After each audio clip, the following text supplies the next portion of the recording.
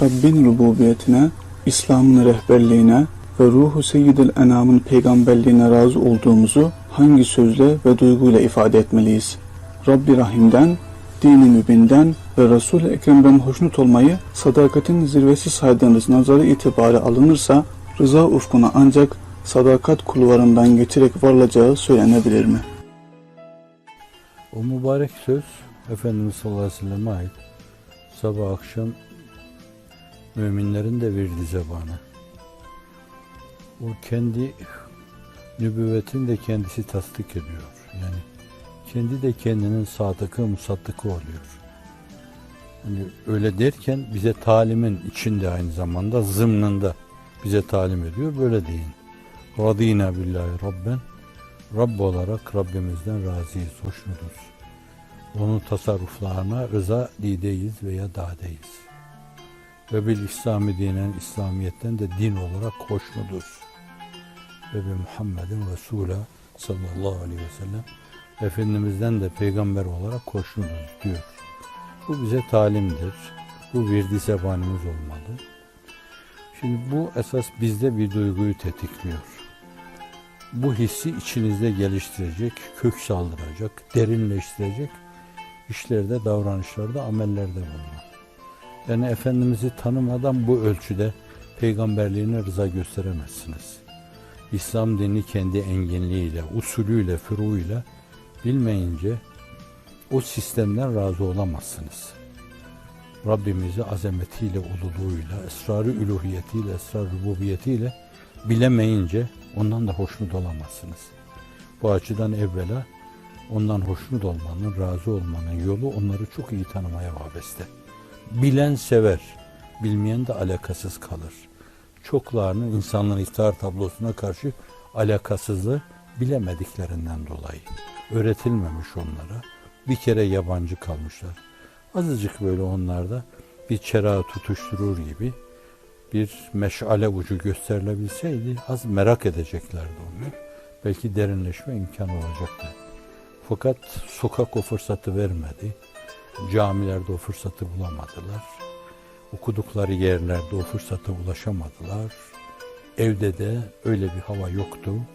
Dolayısıyla boş böyle sokak çocuğu gibi yetiştiler.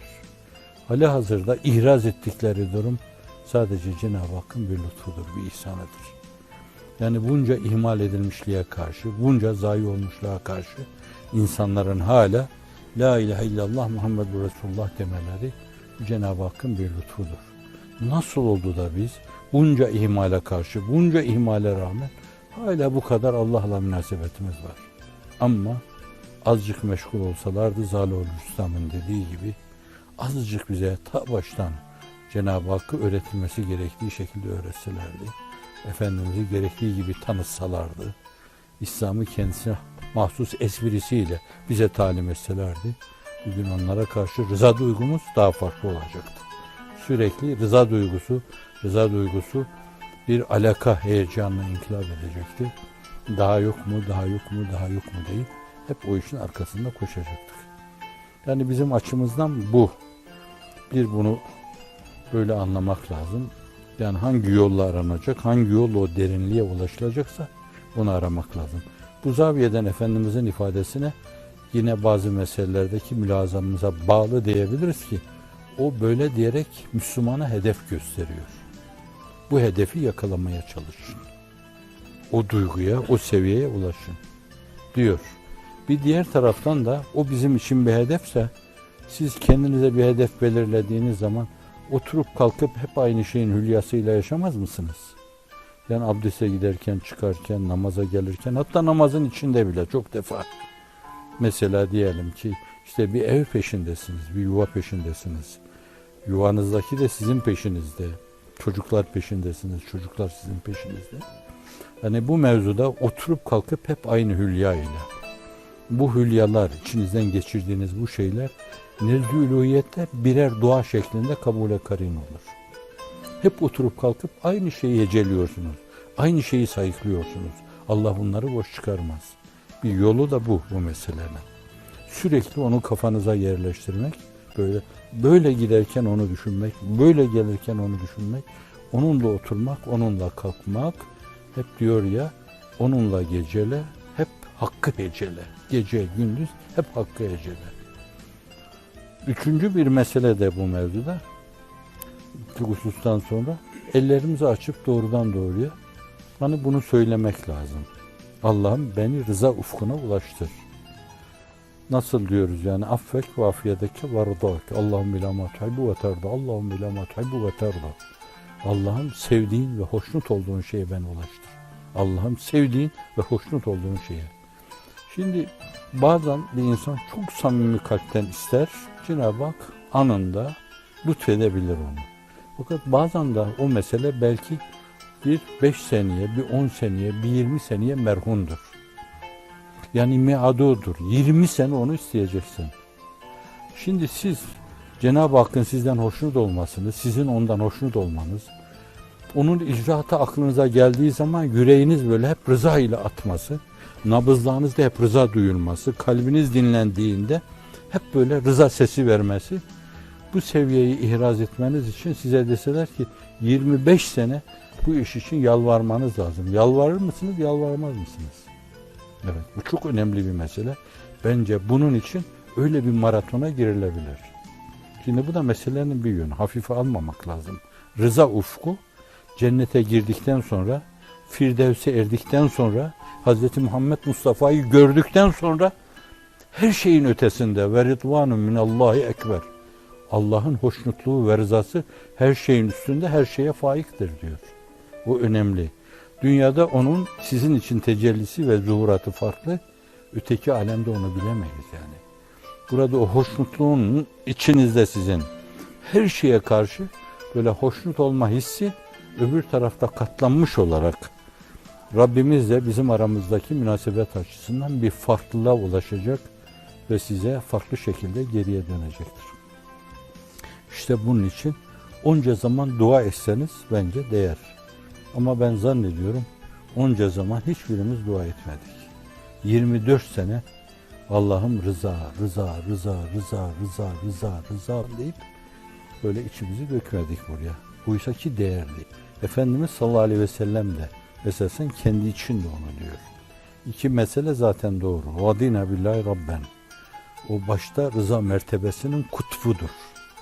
Rıza mertebenin kutup yıldızıdır.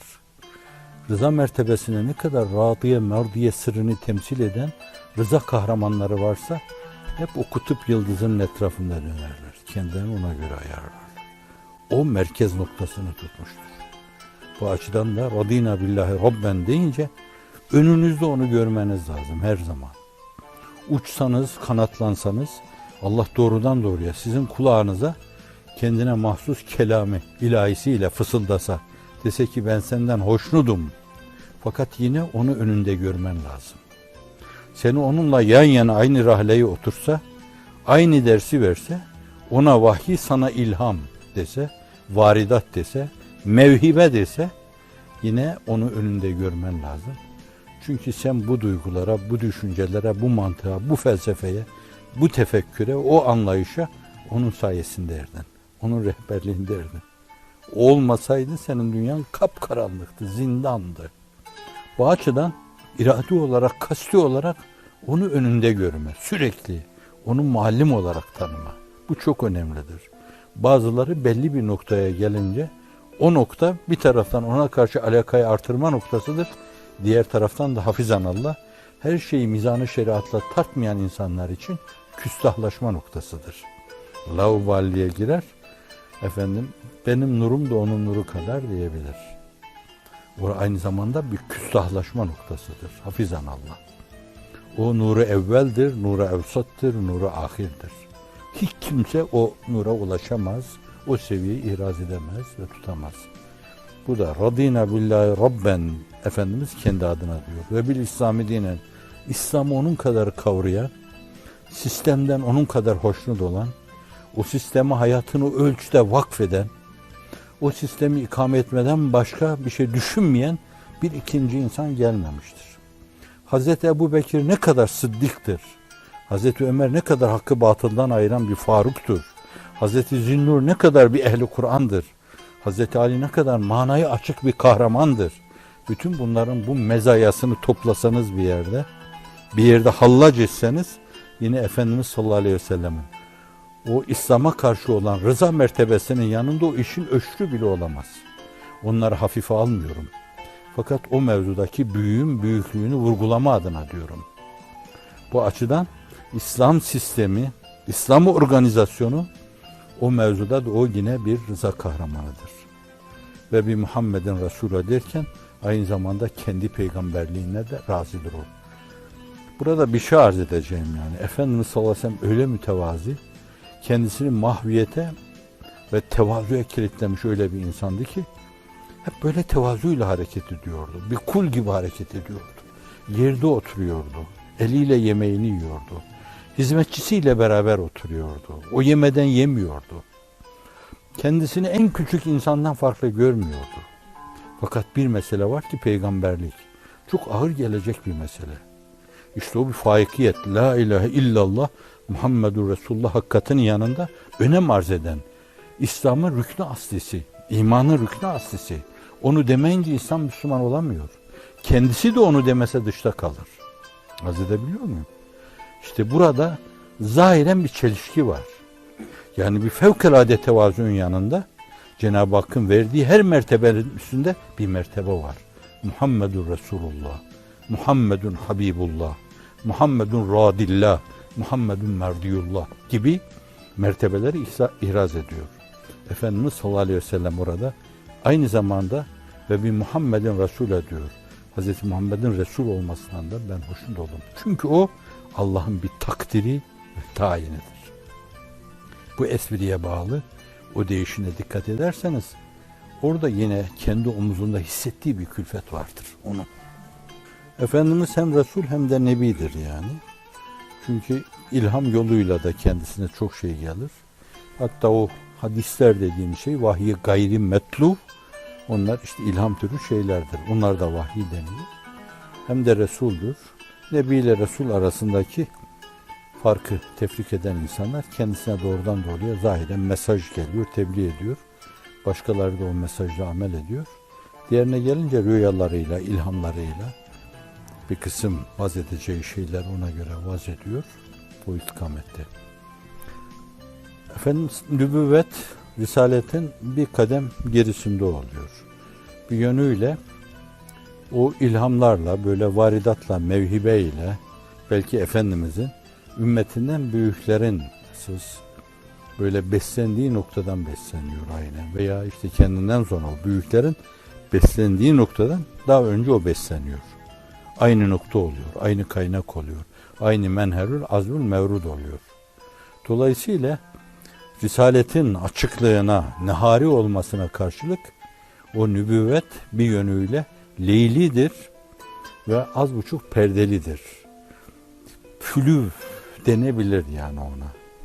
Oradaki meseleler çok katı değildir. Oradaki her mesele yine Risaletin ortaya koyduğu muhkemata ve naslara vurularak test edilmesi, o mihenkten geçirilmesi lazımdır. Bakın yatarken Efendimiz sallallahu aleyhi ve sellem orada bir şey diyor. Allahümme inni eslemtu nefsi ileyk ve veccehtu veçileyk ve elce'tu zahri ileyk rağbeten ve rahbeten ileyk la melce ve la mence minki illa ileyk Allahümme amentu bi kitabikellezi enzelt ve nebiyikellezi erselt diyor. Sahabe diyor ki ve resulikellezi erselt. Hayır ve nebiyikellezi erselt diyor. Şimdi onun leyli olması meselesi uykuya yatarken o mevzuda geceyle münasebetin orada fülülükle münasebet açısından meseleye baktığınız zaman oraya nebi yakışıyor aslında. Fakat aydınlık, açıklık Ayşe validemizin ifade ettiği gibi her şey şafak aydınlığı içinde geliyordu, zuhur ediyordu ona. Rüyaları da öyleydi onun. Şimdi o türlü meselelerde Resul tabiri kullanıyor, öbür tarafta Nebi tabiri kullanıyor. Biz mütekellim mal gayrıyla kullandığımız zaman, meseleyi objektif ele aldığımız zaman herkes için söz konusu bağlayıcı, ilzam edici mahiyeti var. Radina billahi rabben ve bil İslam dine ve bi Muhammedin Resul'a diyoruz. Burada mütekellim mal gayrıyla kullanıyoruz. Allah'ım sen Rabbimiz olarak senden hoşnutuz. İslam sisteminden de razıyız. Hazreti Resulullah'tan da memnunuz, ondan da hoşnutuz diyoruz. Ondan sonra kendimize dönünce sadece nefs-i mütekellim vahde, yani sübjektif mahiyette itiraf çizgisinde meseleleri dinlendirdiğimiz zaman Raditu billahi rabben ve bil İslami dinen ve bi Muhammedin nebiyya diyoruz orada. Arada fark var. İkisinin arasında fark var. Bu açıdan hani o farklara da dikkat etmek lazım. Ama siz söylerken hem onu söylüyorsunuz hem onu söylüyorsunuz. Sadakat ayrı bir mesele, rıza ayrı bir mesele. Yani ikisi nuans farkıyla birbirinden başlar. Sadık olma mevzu bir yönüyle ne olursa olsun İbrahim Hakkı Hazretleri'nin dediği gibi gelse celalinden cefa yahut cemalinden vefa, ikisi de canın sefa, senden o hem hoş hem bu hoş veya lütfun da hoş, kahrın da hoş. Esas ifadesi onun senden o hem hoş hem bu hoş. Hem o hoş hem de bu hoş diyor. Celalinden gelen cefalar da zahiren cefa. Cemalinden gelen vefalar da o da zahiren vefa. O da hoş, o da hoş deme bu. Her şeyden hoşnut olma hali. Şimdi sadakat mevzu böyle illa lütuflara, iltifatlara, vaat edilen şeylere bağlı değildir yani. Sadakat bir yönüyle bizim ubudiyetteki temel esprimize bağlayabileceğimiz bir espriyle ifade edebiliriz onu. Yani Allah mabudu mutlak, maksudu bil istihkak, mahmudu bil hak olduğu için Allah'a kulluk yapılır. Allah bizi yarattığı için değil yani. Allah bize cennet vaat ettiği için değil. Bunlar ayrı meseleler. Bunlardan dolayı şükürle dolup taşabiliriz. Bu mevzuda dua ile coşabiliriz. Allah'ın bize vaat ettiği şeyleri Allah'tan isteyebiliriz. Fakat Allah Zat-ı Ecellu Ala'dır. Mabudu mutlak olduğu için ona kulluk yapılır. Bu sadakatin gereğidir. O hiçbir şeye bağlı değildir yani. Cennete de bağlamaz o meseleyi. Şimdi burada bir rıda televünü var. Rengi var, renkliliği var. Hoşnut olma şeyi var. Bir yönüyle. Yani belki bir rıza mertebesi gibi görünüyor da fakat sadakat ayrı bir meseledir. Bir firdevse bağlamıyorsunuz. Bir sadece onun hoşnut olmasına bağlıyorsunuz. Ben öbür tarafı demiyorum yani. Haşa rüyeti cemallah da demiyorum. Çünkü cennetin binlerce sene mesudane hayatı onun bir dakika rüyetine mukabil gelemez. Bütün varlıkta gördüğünüz güzellikler, cazibeler, edalar, endamlar, semerat, sizin için bahis mevzu olan bütün varidat ve mevhibeler, Allah'ın nimetleri, yiyecekler, içecekler, havalar, atmosferler, gözle gördüğünüz zevkler, lezzetler, kulakla duyduğunuz zevkler, lezzetler, seslerden gelen zevkler, lezzetler, ağızla ifade ettiğiniz veya ağız yoluyla gelen zevkler, lezzetler, bütün bunların hepsini toplasanız, işte Zat-ı Uluhiyet'in size bir teveccühüne mukabil gelmez. Bütün bunların hepsi ona ait şeylerdir. Onun tecellilerinden, çok perdelerden geçmiş, gölgesinin gölgesinden ibarettir. Orada siz aslıyla karşı karşıya geleceksiniz. Asliyi esas orada göreceksiniz. Zilliyle iştigal etmeyeceksiniz. Şimdi böyle bir şey. Şimdi mesele onun hoşnutluğu ve rızası bunların da üstünde bir şeydir. Yani o masariyetlerin üstünde bir şeydir. Ama Zat-ı Uluhiyeti müşahede mevzu tabi o derin bir mevzu. Fakat Cenab-ı Hak ve rıdvanu minallahi ekber diyor. Cenab-ı Hakk'ın rıdvanı, hoşnutluğu her şeyin üstündedir. Sadakat mertebesi de bir yönüyle oraya bakıyor yani. İşte o rıza mertebesine bakıyor. Ama hoşnutluk başkadır, sadakat başkadır. Onun insanlarda tecellisi de sadakat mertebesinin. İşte Hazreti Ebu Bekir'de bir sadakat mertebesi tecelli ediyor. Hem Allah'a karşı sadık bir bende, hem Efendimiz'e karşı sadık bir bende. Hiçbir davranışını, tavrını sorgulamıyor onu. İşte bakın yani bir rıza televünü var yine orada.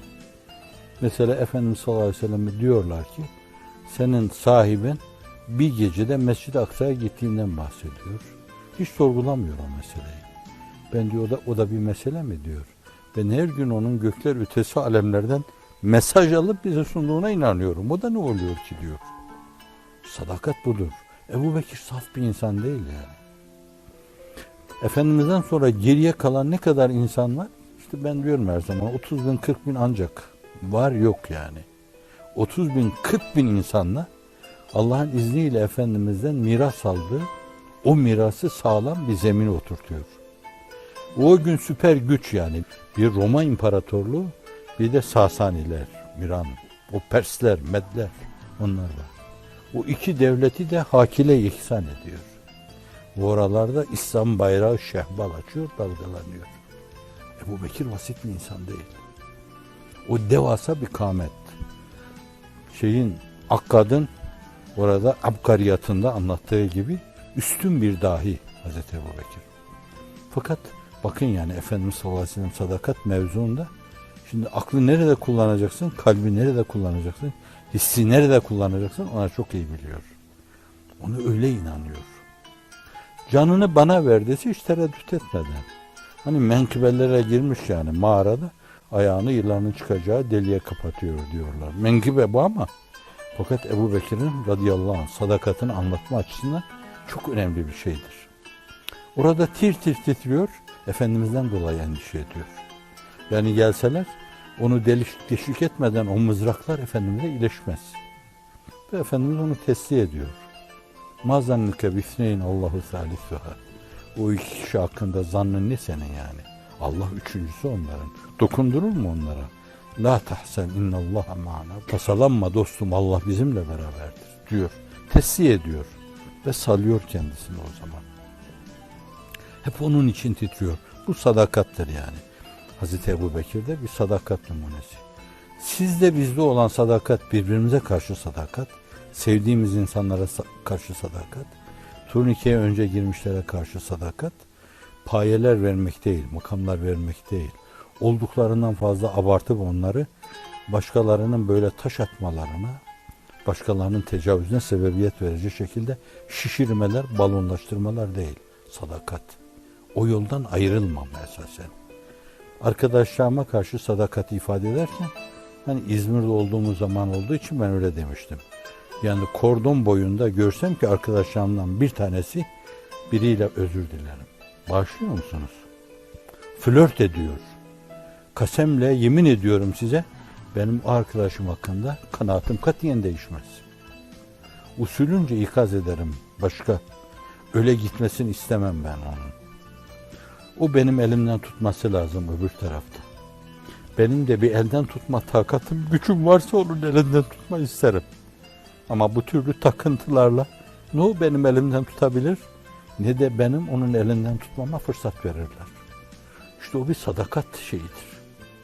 Onun o bataklık içinde düşüp çırpınmasına, debelenmesine meydan vermemek. Sadakat işidir. Hemen bir kusurundan dolayı ademe mahkum etmemek. Ne olursa olsun bu daire içindedir deyip herkese karşı sürekli böyle sıcak davranmak, bağrımızı açmak. İşte Allah'a sadakatin bizde tecellisi bu yani kendi aramızda tecellisi bu olmalı. Önemli bir mertebedir. Onun için o mertebeyi Enbiya-i İzam'dan sonra onlar hususi mevhibe, hususi donanım, hususi tavzif, hususi tekrim, hususi tebcil diyelim onlara. Özel gönderilmiş insanlar. Fakat iradeye vabeste bir insanın kıymet ifade eder hale gelmesi sadakatiyle, emniyetiyle oluyor. Sadık insanlar. Bence o sıfatla Enbiya-i İzam'dan sonra bir yer ihraz ediyorlar. Evet. Böyle sıddıkiyetle bir içli dışlı yanı var. Biri Peygamber-i İzam'ın sıfatı, aynı zamanda onun bir tezahürü olarak rıza meselesi de söz konusu oluyor. Sıddıkiyet. Aynı zamanda peygamber davasının varislerinin de sıfatı olması lazım. Emniyet de, güven vaat etme de onların sıfatı olması lazım. İsmet de onların sıfatı olması lazım. Masum yaşamalılar. Ve aynı zamanda fetanet de onların sıfatı. Tek akıllarıyla bazı şeylerin üstesinden gelemiyorlarsa tek başlarına müşterek akla müracaat etme. Bu da aklın ayrı bir şeyidir, tecellisidir. Fetanet de onların sıfatlarıdır ve önemli bir sıfatları da hakkı tebliğ ve temsildir. Her zaman halkın rehberlere ihtiyacı olmuştur. Halk rehbersiz kaldığı zaman da Yalpa yapan kayıklar gibi birkaç yalpa yapmış. Sonra da aşamayacağı dalgalar karşısında evet bir yere batıp gitmiştir hafizanallah. Halkın rehbere ihtiyacı vardır. Öteden beri böyle erenler, Rabbaniler o işi yapmışlar Allah'ın izni inayetiyle. Gönüllere girmişler. Temsilde kusur etmemişler. Temadi ile inandırmışlar çevrelerindeki insanları. Yani her yerde halk ifadesiyle mum durmuşlar böyle. Sürekli millet bakarken hep onları öyle dimdik görmüş. Hakkın emirlerini yerine getirme mevzunda. O duruş onların şüphe ve tereddütlerini izale etmiş. İşte o da hak kapısında sadakatla duruşun ifadesidir. Bir güven eri olarak duruşun ifadesidir. Hak kapısında vefanın ifadesidir. Sonra halk da onlara karşı vefalı hareket etmiş. Onlar hakka karşı vefalı, halk da onlara karşı vefalı davranmışlardır. Ara sıra vefasızlık yapma, ara sıra sadakatta kırılmalar meydana getirme, durduğu yerde tam doğru durmama, eğilme, halkta da eğilmelere sebebiyet vermiştir. Yani öndekine nasıl imam böyle rükûa gittiğinde biz rükûa gidiyoruz, kavmeye kalkınca ayağa kalkıyoruz, secdeye kapanınca secdeye kapanıyoruz.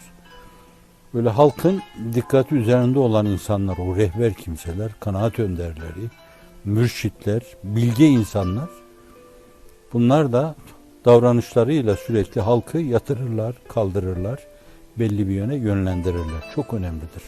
Hatta başka bir vesileyle ifade ettiğim gibi, kainatı süzersiniz, sürekli böyle deliller sağarsınız. Bunlardan imanınız adına, izanınız adına çok şey elde edersiniz. Fakat bazen öyle kimseler vardır ki siz onların ufkuna, düşünce dünyalarına, varlığı okumalarına, hallac etmelerine, Rabbimizle münasebetlerine öyle inanmışsınızdır ki derindir o insanlar. O insanlar bir yerde duruyorsa bunlar yanılmaz dersiniz. Az edebiliyor muyum? Üstad cemaatte o manayı görüyor, o ruhu görüyor. Fakat şu insan ben bildim bileli 40 senedir şurada dimdik duruyor. Şimdi bu sizin 1000 tane delilinizden daha güçlüdür. Nice insanlar vardır ki böyle dimdik duran, hiç eğilmeyen, zikzak çizmeyen, o insanların oradaki mevcudiyetlerinden ötürü o yolda kendilerine bir şey belirlemiş, yol haritası belirlemiş, hep onun arkasından koşuyorlardır. Bu açıdan da o kabil rehberler çok önemlidir. Böyle sizin başka şekilde yönlendirmeye gücünüz yetmediği meselelerde öyle yönlendirmelerde bulunurlar ki Allah'ın izni inayetiyle onlar 1000 tane delilden daha müessirdir. Delilleri hafife almıyorum. Fakat çok önemlidir. Yani Hazreti Pir'in mevcudiyeti, duruşu, Allah karşısındaki vaziyeti, namaz kılışını ben talebelerinde gördüm. Namaz kılışını eğer bir görme imkanı olsaydı, görseydiniz orada nasıl kıvranıyor, nasıl her kelimede bir kere daha burkuluyor, nasıl böyle içinde bir güveç varmış gibi kaynıyor. Görseydiniz Allah karşısında tavrı açısından anlayacaktınız yani sadakatini. Ve bütün namazlar öyleyse o insanın, huzur kokan o insan çevresinde çok ciddi müessir olacaktır. Bunun gibi. Onun o hali hemen etrafına da sirayet edecektir. O safta kendisini hissettirecektir. Arka saflarda kendisini hissettirecektir. Şimdi bunların yokluğu, bu kabil, görüntüsü mükemmel, prototiplerin yokluğu bizde değişik zikzaklara vesile olmuştur. Yani insanı kamil olma yolunda koşarken, başkalarına kemal yolunu gösterirken zikzaklarımız olmuştur, düşüp kalkmalarımız olmuştur. Yani namazın içinde ihtilası şeytan dediğimiz türden böyle yürümemiz gerekli olan yolda hep önümüze bakmamız gerekiyorken sağa sola bakmışızdır. Şeytanın hırsızlamasına imkan hazırlamışızdır. Hadis-i şerif ifade ediyor. Böyle namazda böyle bakmalar şeytanın çalmaları diyor. Namazınızdan bir şey çalıyor şeytan. Dedim. Orada hep ona bakmak lazım. Hep o mülahazalarla oturup kalkmak lazım. Hep o duyguya yaslanmak lazım, dayanmak lazım. En sağlam blokaj odur bence. Evet. Şimdi öyle sağa sola bakan insanlar tabi arkalarındaki de onlar kadar laubali olabiliyor. Ama böyle bugün içimden geçiyor ki bir de hani dünkü mülazalardan yani. Arkadaşlardan acaba şöyle bir şey istesem fazla bir şey mi istemiş olurum yani. Ne olur Allah aşkına bu gece kalkın bir 2 saat kadar namaz kılın. Bir de ne olur yani yırtınmak için, ağlamak için dövünün yani. Allah karşısında ağlamaya çalışın. Halkın içinde değil. Ona riya karışır da gecenin karanlıklarında kendi odanızda yırtıldığınız, dövündüğünüz zaman onun içine hiçbir şey karışmaz. Şeytan bile bir şey karıştıramaz. Ve ümmeti Muhammed'in gelecek adına ikbalini Allah'tan dileyin. Allah'ım senden bir şey istemiyorum ben şu anda. Şu ümmeti Muhammed 2 büklüm, asalar gibi kamburlaşmış. Ne olur belini doğrusun Allah'ım. Senden bunu istiyoruz desinler. İçimden geçiyordu. Ne olur Allah aşkına, peygamber aşkına, Cebrail aşkına ümmeti Muhammed'in şu kamburlaşmış belini doğrultabilmesi için ne olur birkaç gece kalkıp yüreklerini yırtsınlar. Ümmeti Muhammed'in dirilmesi çok önemli. Onun için ricamı da bu mevzudaki mülahazalarımın kertesine, seviyesine bağlayarak algılamaya çalışın. Farklı şekilde yorumlamayın.